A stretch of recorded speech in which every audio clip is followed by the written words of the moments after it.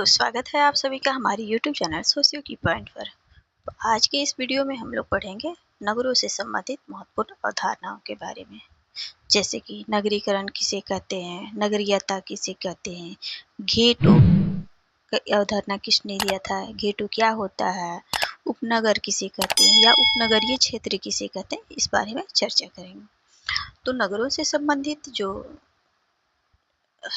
Video है वो हमारा पहले आ चुका है, जैसे नगर किसे कहते हैं, इसकी अर्थ परिभाषा, नगरों के उद्भव कैसे हुआ, नगरों की विशेषता क्या है, ये सब पिछला वीडियो में ये सब चर्चा हो चुका है। तो आज के इस वीडियो में हम लोग महत्वपूर्ण अवधारणाओं पे चर्चा करेंगे। तो अगर आपने वो पिछला वीडियो नहीं देखा है तो उसे भी ज़रूर से ज़रूर देख लीजिएगा। आज का ये टॉपिक जो है वो और भी महत्वपूर्ण इसलिए हो जाता है क्योंकि ये एग्ज़ाम में एग्जैक्ट ऐप पूछा जाता है, जैसे कि नगरीकरण की अवधारणा किसने दिया था।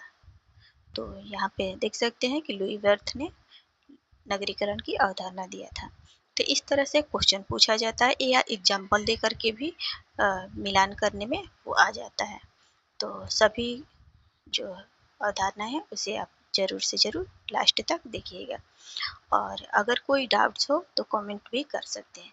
और वीडियो हमारा अगर आपको अच्छा लगता है, पसंद आता है, आपके लिए उपयोगी साबित होता है तो एक लाइक और एक कमेंट जरूर कीजिएगा। चलिए क्लास को शुरू करते हैं। तो सबसे पहली अवधारणा आ जाता है नगरीकरण। नगरीकरण किसे कहते हैं? तो नगरीकरण की जो अवधारणा है वो लुई बर्थ ने दिया है। लुई बर्थ ने इसकी नगरीकरण की अवधारणा दिया है। तो बर्थ ने कहा है कि श्रम ग्रामों में कि नगरों में बदलने की प्रक्रिया को क्या कहते हैं? नगरीकरण कहते हैं। इसके अलावा लुई बर्थ ने नगरीकरण के 3 तत्वों को भी बताया है। कौन कौन सा? तो जनसंख्या का आकार, जनसंख्या का घनत्व और जनसंख्या की विषमता का इन्होंने उल्लेख किया है। चलिए अगला अवधारणा देखते हैं, नगरीयता। नगरीयता इसकी भी अवधारणा जो है वो लुई बर्थ ने दिया है। लुई बर्थ ने इस नगरीयता के बारे में क्या कहे हैं कि उनका कहना है कि नगरीयता एक जीवन शैली है। नगरीयता क्या है? एक जीवन शैली है। और नगरीयता जीवन का एक ढंग है जो जिसकी विशेषता यह है, विशेषता विषमता, निर्भरता और दिखावा, ये नगरों की विशेषता है, इन्होंने बताया है। अगली जो अवधारणा है उपनगर। उपनगर की अवधारणा भी लुई बर्थ ही देते हैं। और ये उपनगर के बारे में कहते हैं कि किसी बड़े नगर की परिधि पर बसा हुआ अपेक्षाकृत एक लघु समुदाय जो सामान्यतः अपनी आर्थिक आवश्यकताओं के लिए मुख्य नगर पर निर्भर होता है, उसे ही क्या कहते हैं? उपनगर। किंतु राजनीतिक इकाई की दृष्टि से यह मुख्य नगर से स्वतंत्र होता है। क्या? उपनगर। ठीक है, तो चलिए आगे देखते हैं उपनगरीय क्षेत्र। उपनगरीय क्षेत्र किसे कहते हैं?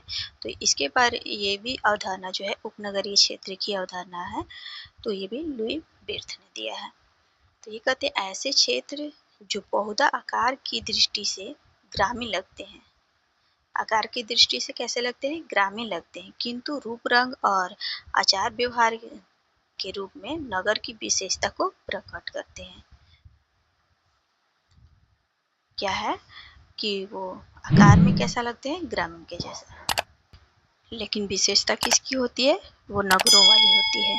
तो ऐसे क्षेत्र में व्यक्ति कृषि कार्यों के अलावा क्या करते हैं? किसी स्थानीय उद्योग में कार्यरत रहने की अपेक्षा आस पड़ोस के बड़े नगरों में वो नौकरी करते हैं। तो वैसे क्षेत्रों को क्या कहते हैं? उपनगरीय क्षेत्र कहते हैं। आगे देखते हैं उपनगरीय समूहन। उपनगरीय समूहन क्या होता है कि आजकल इसका प्रयोग एक सर्वमान्य तकनीकी अवधारणा के रूप में ऐसे नवीन क्षेत्रों, नगरीय क्षेत्रों के लिए किया जाता है जिसका निर्माण उद्योगों तथा बस्तियों के फैलने के कारण आसपास के नगरों के आपसी घुलन मिलन के द्वारा हुआ है।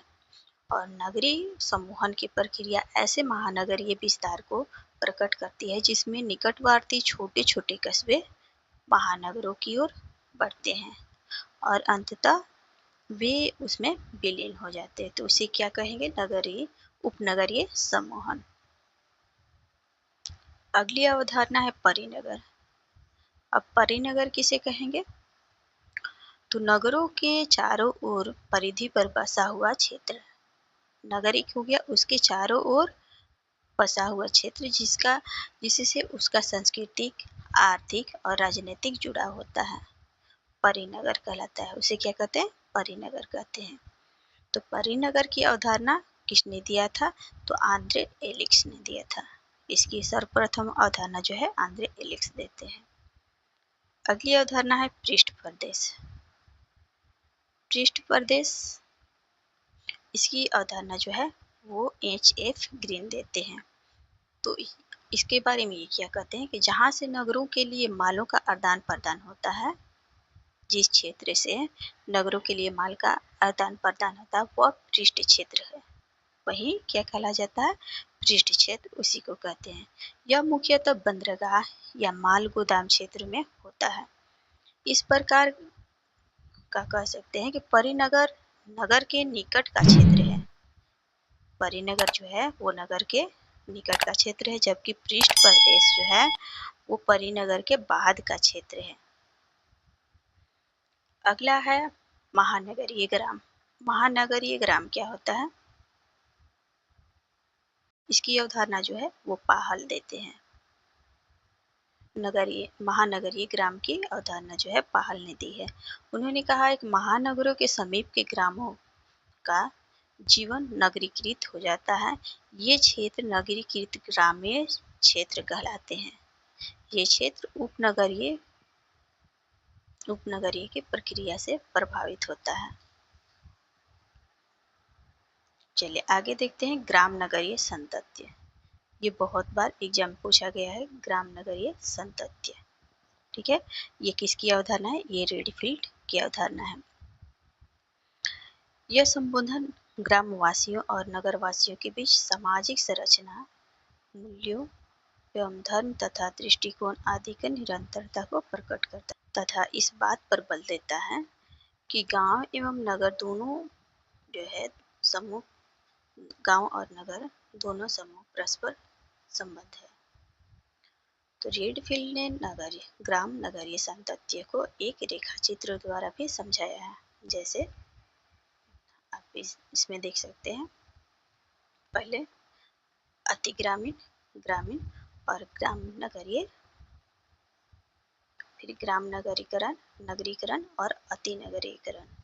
तो इस तरह इसे रेखांकित करते हैं। तो ग्राम नगरीय संतति का मुख्य अभिप्राय यह होता है कि अति ग्रामीण से प्रारंभ होकर के कहाँ तक जाता है? नगरीय तक जाता है। यह जो संतत्य चलता है उसी को क्या कहते हैं? ग्राम नगरीय संतत्य कहते हैं। इस संतत्य के पैमाने के किसी भी बिंदु पर कोई समुदाय भी हो सकता है। किसी भी बिंदु पर कोई भी समुदाय हो सकता है। अगला है ग्राम नगरीकरण। ग्राम नगरीकरण की अवधारणा जो है किसने दिया है? तो ये देते हैं गाल्पिन। ठीक है, चार्ल्स जे गाल्पिन ने इसकी अवधारणा दी है। ये कहते हैं कि नगरीय जनसंख्या के ग्रामीण एवं नगरीय जीवन में घुलने मिलने तथा बड़े बड़े छोर क्षेत्रों अथवा मिश्रित ग्रामीण नगरीय क्षेत्रों के विकास के लिए किया जाता है। ग्राम नगरीय नगरीकरण की अवधारणा किसके लिए की जाती है? तो ये ग्राम और नगरीय जीवन के घुलने मिलने और बड़े बड़े छोरों के क्षेत्रों को मिश्रित ग्रामीण और नगरीय क्षेत्रों के लिए ग्राम नगरीय शब्द का प्रयोग किया जाता है। और ऐसे क्षेत्र वास्तव में न तो शुद्ध ग्रामीण होते हैं और न ही शुद्ध नगरीय होते हैं। अगली अवधारणा है अनुगामी कस्बा। अनुगामी कस्बा, इसकी अवधारणा टेलर ने दिया है। तो ये कहते हैं अनुगामी कस्बा नगरों तथा महानगरों के अधीन निवासी क्षेत्र होते हैं, क्योंकि ये क्षेत्र जो है विभिन्न दृष्टि से स्वतंत्र और आत्मनिर्भर होते हैं और ये क्षेत्र उत्पादन, व्यवसाय और रोजगार की दृष्टि से नगरीय जनता हेतु उल्लेखनीय कार्य करते हैं। अगली अवधारणा है घेटो। घेटो क्या होता है? एक शिकागो संप्रदाय के प्रमुख नगरीय समाजशास्त्री जो है लुई बेर्थ, इन्होंने इसकी अवधारणा दी थी, जो कि अमेरिका की मलिन वस्तियों के अध्ययन करने के बाद में इन्होंने घेटो की अवधारणा दी थी।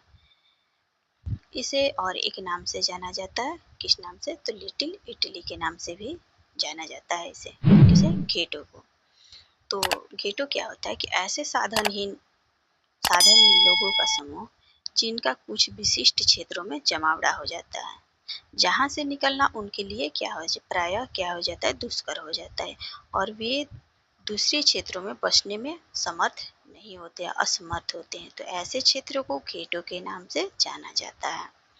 सामान्यतः जो घेटो है वो नगरीय क्षेत्रों के आंतरिक भाग में पाए जाते हैं। तो ये तो थी कुछ नगरों से संबंधित अवधारणाएं। तो आज के लिए इतना ही। आप हमारे वीडियो पे बने रहें, इसके लिए आपका बहुत बहुत धन्यवाद। अगर हमारा वीडियो पसंद आता है तो लाइक, सब्सक्राइब एंड शेयर जरूर कीजिएगा।